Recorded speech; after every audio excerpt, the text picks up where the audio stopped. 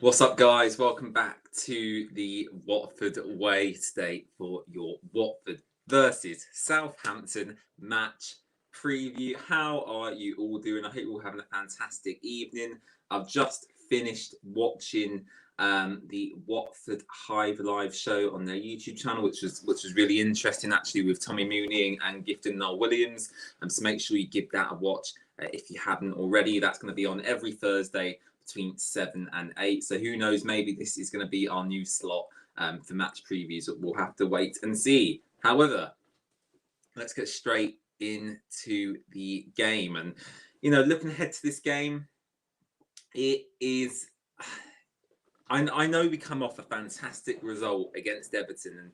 And, I'm not usually this pessimistic, but, every time Watford are on a high, we seem to be dragged right back down to the bottom. Obviously, we've had a real mix of results lately. We've had Leeds, which is disappointing.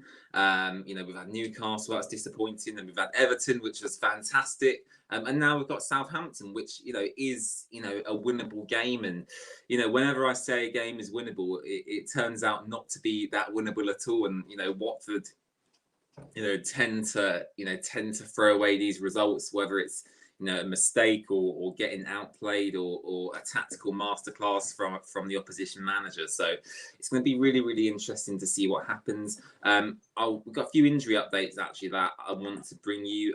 As always, Watford post these on the website every Thursday afternoon. So if you want to see these a bit earlier than the stream, just go onto the Watford website and you'll find all of this information yourself. I can see Andrew and Mr. Testosterone in the chat. Hello, welcome back to the channel, guys. And yeah, the good news is you can see there the main man, Danny Rose. He's back from this minor calf injury that he seemed to sustain against Liverpool. So Rose potentially back in for this game now. Let me know. Let me know your thoughts on Danny Rose, because I thought Adam Messina had a really, really good game at Everton. And I know Messina, let's just come back to me for a second. I know Messina does have, a mistake in him. I think that's clear to see. But, against Everton, I think his set-piece delivery was good. Defensively, he was solid. And to be honest, I know I criticise Adam Messina a lot, but I don't really, the Everton performance, just looking at the Everton performance as a standalone performance, he was good. And I don't see that there would be any reason to, drop him. Although Danny Rose, we obviously know the quality that he's got.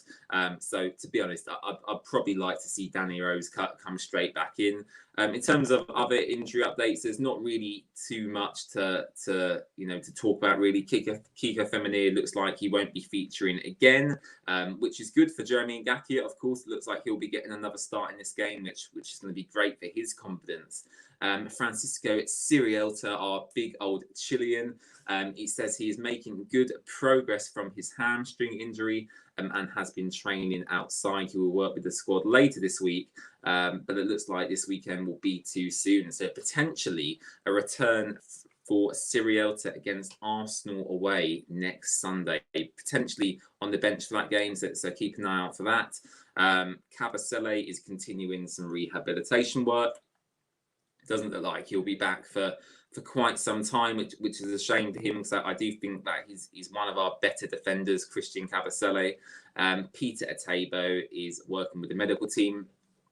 And something to note as well, I mean, I mentioned it in my match reactions. If you haven't watched that, please go and watch that, because I am very, very happy in that video, obviously talking about the game.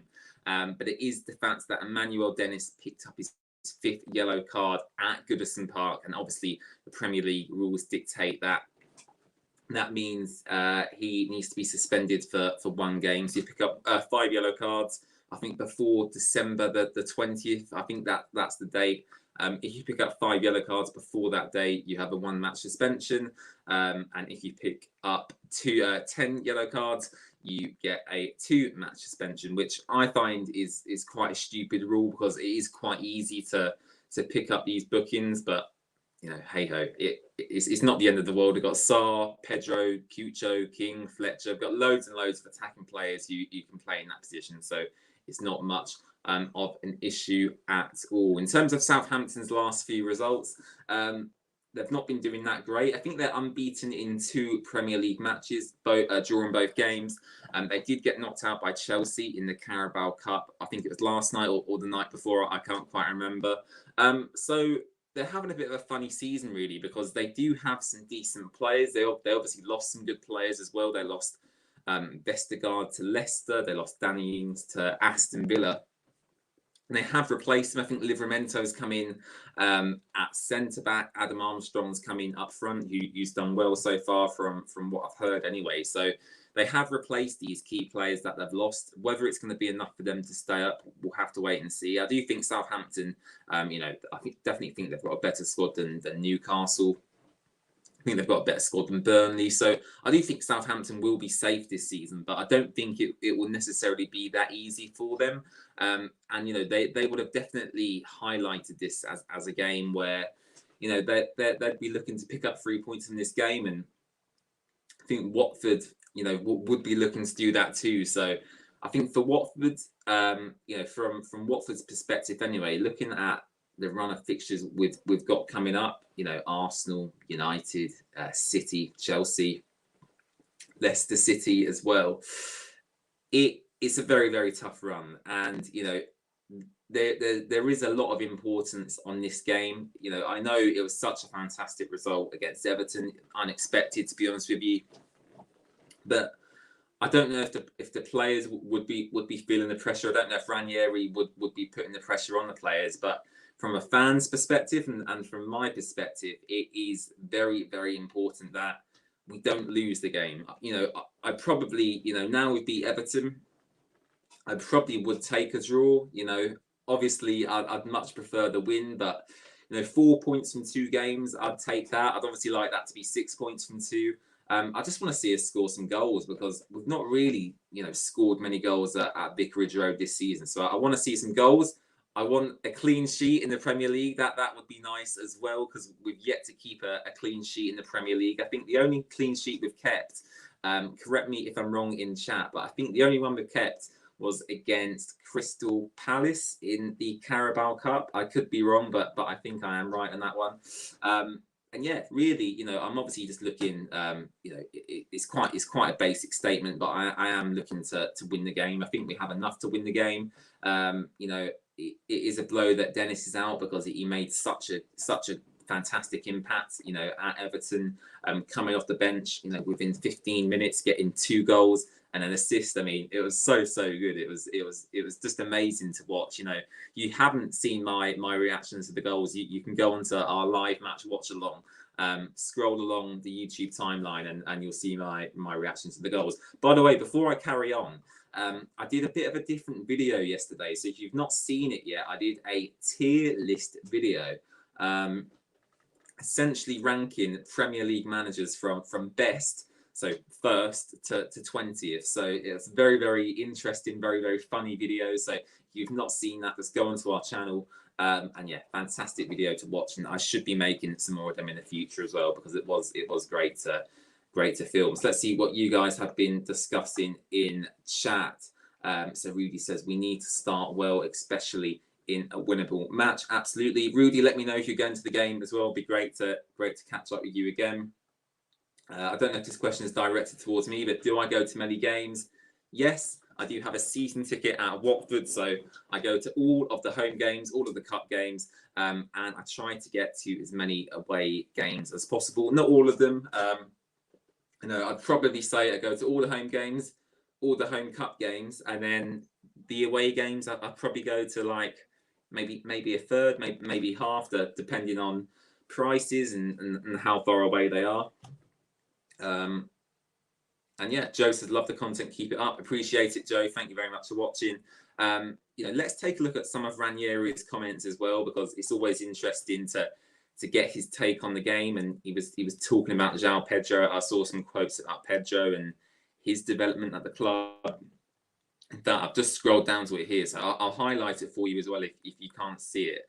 And obviously I'll read the quote as well. He says, João Pedro, I like him a lot. He is young. He has a lot of skills. I think slowly he can come directly into the first team and play lots of matches, which I found to be I found to be quite an interesting comment, because I think we all know, the quality that Pedro's got. He's a superb player. For me, I don't know about you, but I think he's going to be, even better than Richarlison. But an interesting quote there from Ranieri, because he essentially said he will be a first-team player eventually, but he was essentially saying there he's not quite ready yet. So I think for Pedro, expect to see him come off the bench a bit more. So for me, the front three against Southampton will probably be, and this is what Ranieri will probably do as well, probably be Cucho on the left, King down the middle, and Sarr on the right.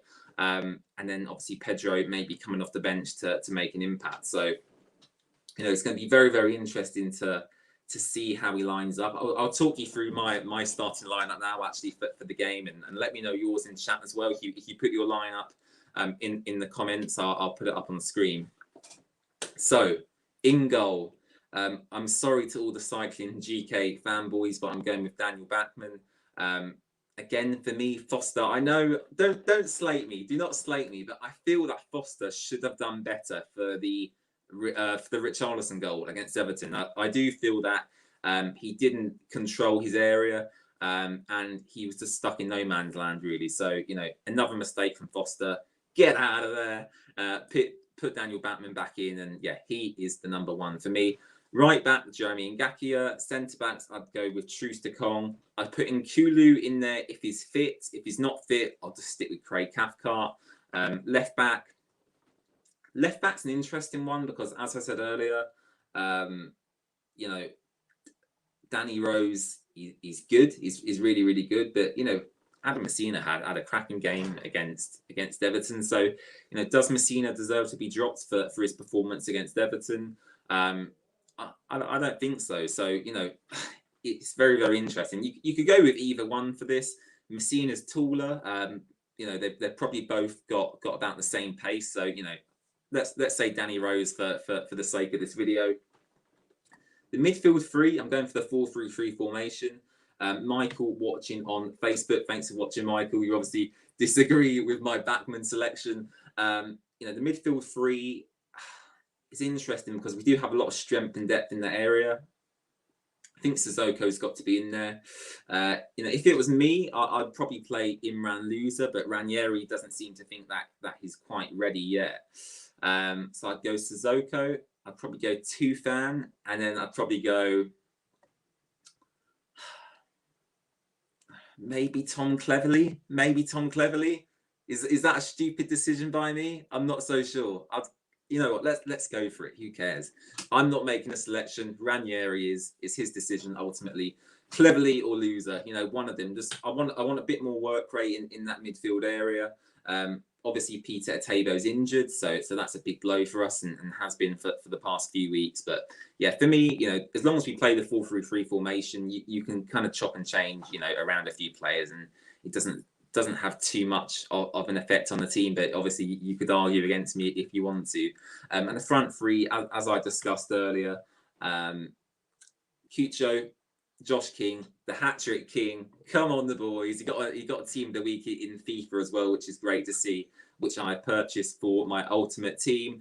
And then on the right, of course, the main man is Myla Sarr, who, to be honest, in the past couple of weeks he's dropped off a little bit. I don't think he's been performing at his very best, which is frustrating. But Josh King stepped up, Dennis has stepped up.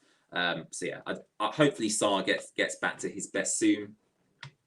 Mr. Testosterone is in chat with his team, the 4-4-2 formation. He's gone with Bachmann. I like that. Ngakia, Nkulu, Ekong, Rose.